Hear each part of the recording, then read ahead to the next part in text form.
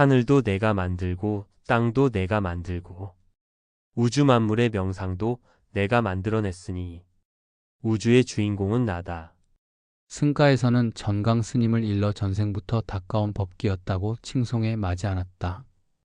6.25 때 낮에는 밖에 나가 장사를 하고 밤에는 가부좌를 틀고 정진하며 제자 송담 스님의 정진을 독려하던 일화가 전해온다. 77세를 일기로 입적하던 날 태연이 오전에는 신도의 49제 법문을 하고 점심 공양을 한 뒤 나 가야겠다고 하시며 입적을 알렸다. 그때 열반송이다. 9년 동안 소림에서 면벽하고 있으니 어찌 머리를 맞대고 한 구절을 전한 것만 같으리오. 판치에 털이 솟는 것 판치생모도 신기한 일인데 서기는 사가의 배를 밟고 지나간다. 무엇이 생사의 큰일인고? 구구는 거꾸로 해도 80일이로다. 언하의 대오. 정강 스님. 가장 쉬운 것이 불법이다. 세상의 모든 일은 자기 마음 바깥 것을 찾는데 애를 쓰지만 불법은 가장 가까운 자기 마음을 곧바로 보는 데 있다. 자신의 주인인 자기 마음 자체는 알바 없이 바깥 경계에만 끄달려 미혹되는 모순을 떠나 먼저 자신의 마음을 바로 보는 데 있다.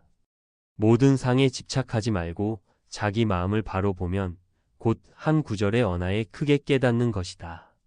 마치 밝은 해를 가린 검은 구름이 금방 없어지듯이 모든 사물을 보고 듣고 그 가운데 곧 큰 깨달음이 있는 것이다. 큰 깨달음은 모양과 형체가 없다. 생사의 모든 상을 해탈한 불멸이며 모든 상대가 끊어진 본각성이다. 모든 상이 다 나의 자성에서 창조되어 비로소 상대가 일어나는 것이다. 일체 상대가 다시 끊어진 나의 본래면 크게 깨달은 본각성은 말과 모양으로 알거나 귀로 들어서 아는 것이 아니다. 또 신통방광을 내는 것도 나의 본래면목이 아니다. 옛날 구봉선사가 말하기를 열반 때 향을 피워놓고 사리가 나와 방광하는 신통이 있는 것도 조사의 고안을 대답하는 것만 못하다라고 하였다. 과거 재불이 많은 법을 설할 때 주장자를 들어 대중에게 보이는 것도 언어 명상이 끊어진 대오각자의 마음자리를 보이는 뜻이다. 언어 명상 이전의 경계를 다시 무어라고 상이 붙으면 곧 법이 아니다. 법사의 주장자를 보지 말고 그 주장자를 보는 자기 마음을 바로 보아야 일체 상이 끊어진 마음의 본성을 보게 된다. 주장자의 색상에 머물러서도 안 되고 색상이 아닌 곳에 머물러서도 안 되고 또한 부처에도 머무르지 않아야 한다. 한 물건도 머무는 것이 없는 것도 이미 상이 된다. 그러므로 나의 본래 면목을 바로 보는 즉시 화련대오하여 색상 그대로가 곧 불법임을 깨달아야 한다. 오직 스스로 묵조의 사선을 끊어버리고 언하에 크게 깨닫는 활구선을 깨달아야 하는 것이다. 큰 의심 하나를 가져야 크게 깨치는 길이 있는 것이다. 석가모니 부처님이 안한존자와 가섭존자 두 수제자를 데리고 남방으로 만행을 하는 도중 금비라성이라는 곳에 이르렀다. 먹을 것이 없어 안한존자가 마을에 들어가 먹을 것을 구하려고 하였으나 불교를 모르는 곳이라 도리어 학대만 받고 그냥 돌아왔다. 그때 가섭존자가 다시 마을에 들어가 한 집을 찾아 주인을 물으니 아주 예쁜 처녀가 나와 천하의 미남인 가섭존자를 보고 어찌된 사정이냐고 물었다. 가섭존자가 말하기를 부처님을 모시고 남방으로 가던 중 먹을 것이 떨어져 귀댁을 찾아왔노라고 하였다. 그 처녀가 가섭존자에게 마음이 끌려 극진히 대우하고 백만장자의 쌀을 내놓고 마음대로 가져가라고 하였다. 그러자 가섭존자는 그 처녀의 시주 공덕을 찬양하며 후세에 전륜성왕이 되어 30 이상이 구족한 복과 사해를 다스릴 왕이 되라고 처녀에게 일러주고 부처님께 많은 시주를 알려드렸다. 그때 부처님께서 가섭존자에게 이 많은 시주를 받고 그 처녀에게 무슨 보답을 해주고 왔느냐고 물었다.